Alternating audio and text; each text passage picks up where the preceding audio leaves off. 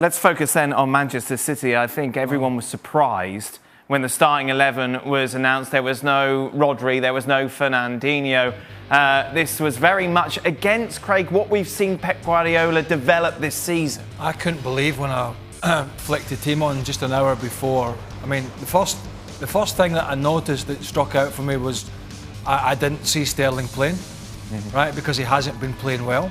That was the first thing that I noticed, but the main thing that struck me, Sterling was one of the things I noticed, but the main thing that struck me was obviously the lack of either Rodri or Fernandinho.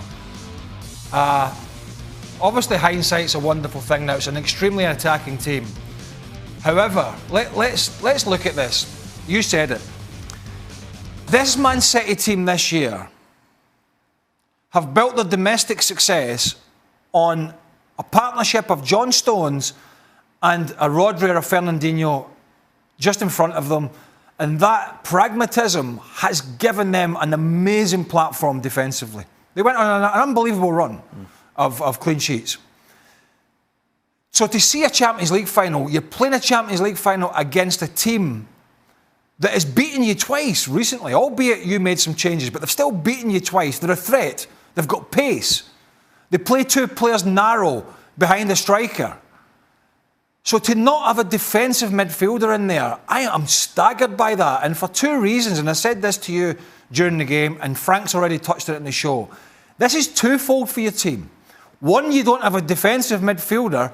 And two, your best goal-scoring midfielder in Ilkay Gundogan with 13 goals in the Premier League, the biggest threat they've got, a bigger goal threat than De Bruyne, a bigger goal threat than Foden, a bigger goal threat than Sterling, a bigger goal threat than Bernardo Silva.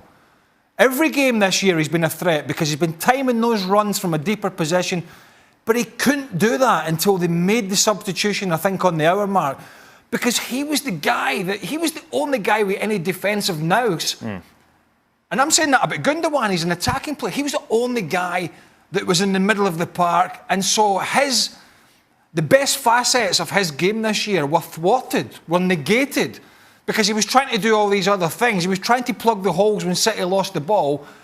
And so you could say, if you're a Guardiola, if you don't like this criticism of the manager's choice, you can say, you'll be saying, yeah, but he played Foden, he played Bernardo Silva, and he played Raheem Sterling, he played Kevin De Bruyne, and he played Yeah, he did. He did. But Ilkay Gundogan has been scoring the amount of goals for a reason.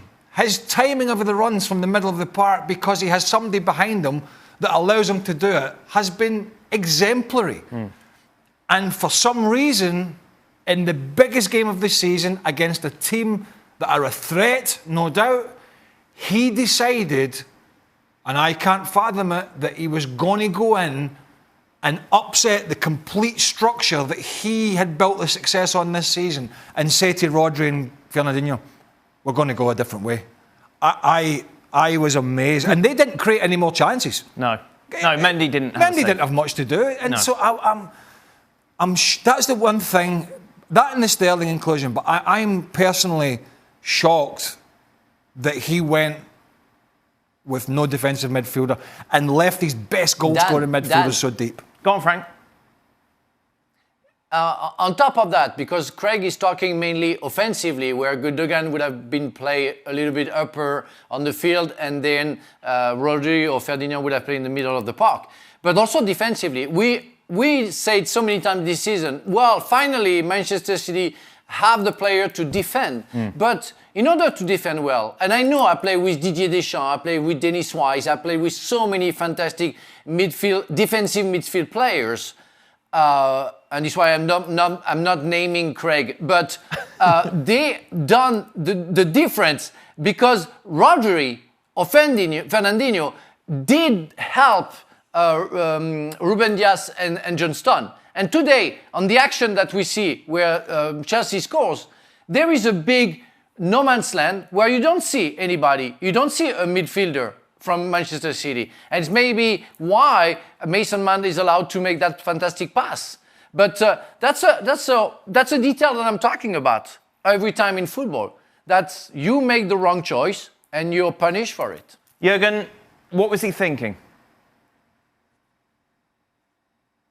Well, I don't know. Maybe he was thinking that, he has so many kind of free-floating players up front that they can create enough chances, and score probably already in the first half. Obviously, this is a big discussion because without a number 6, without Fernandinho or Rodri in that moment, all the other midfielders, like Ilkay Gündogan, need to do a lot of more defensive work, which tires them out. And in the moment then they have the ball, Gündogan or De Bruyne comes back into midfield, Bernardo Silva.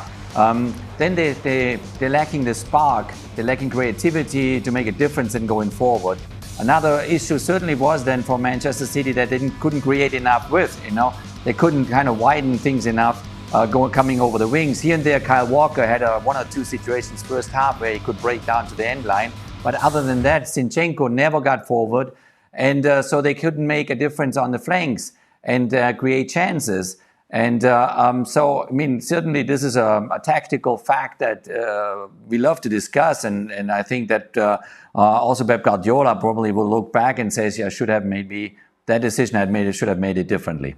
Fernandinho has, look, this is always, that's what we do. We analyse after the fact, managers make choices. And we saw Tuchel make some choices in the FA Cup final and it didn't work for them, they lost. And but I am shocked today by this one, primarily because after last season, going out in the Champions League as they did, having the season they did in the league, we were all saying, right, what part of the game do City need to have a good think about defending, right? But that was not just Ruben Dias, it was a defensive midfielder in front. But let me tell you something, Fernandinho has made a career of filling in for people's mistakes, whether it be a fullback not tucking in like Zinchenko. He's made a career of filling in there. But mark my words, playing a Fernandinho or a Rodri was not making Man City less efficient going forward today. It was only making them less efficient defensively. That was the bigger problem. Well, thank you very much for watching ESPN on YouTube. For more sports highlights and analysis, be sure to download the ESPN app. And for live streaming, premium content, and let's not forget as well, ESPN FC 7 days a week. Subscribe to ESPN Plus.